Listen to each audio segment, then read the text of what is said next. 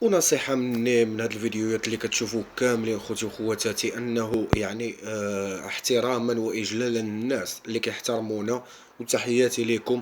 فانا ما كنجمعش كلشي، ولكن كنبغي نقول لكم راه ما بقاوش الصحاب، واي واحد تكون وقع له يعني قصة مع الاصدقاء او العائلة. انا صراحة اقسم لكم بالله ما كنهضر من فراغ، اقسم لكم بالله، والناس اللي كيعرفوني راه غادي شي. انا خصوصا انا اعوذ بالله ما قلت، انا محظي يعني من الاصدقاء من العائله التابعه، بنادم صاحبي اللي كنحسبو صاحبي كيجلس كيطمع فيك. اه, انا يقش قال بالكروسه، ولكن الحمد لله على كل حال، الحمد لله على كل حال.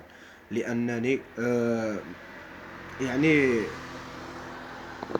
والله ما هكا ولا بنادم يبقى جالس في راس الدرب.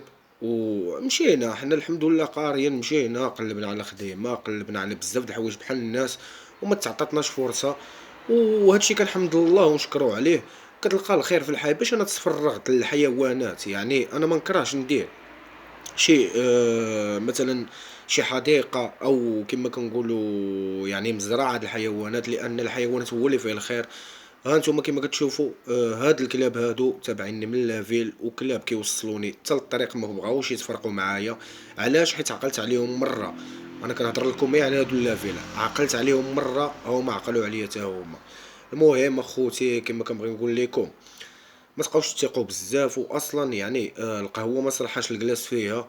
يعني الا كنتي باغي دير شي حاجه ديرها في الخفاء، ما يعرفكش بنادم، لان بنادم راه كيما كان نوع عنده واحد الغريزه ديال الحسد في قلبه.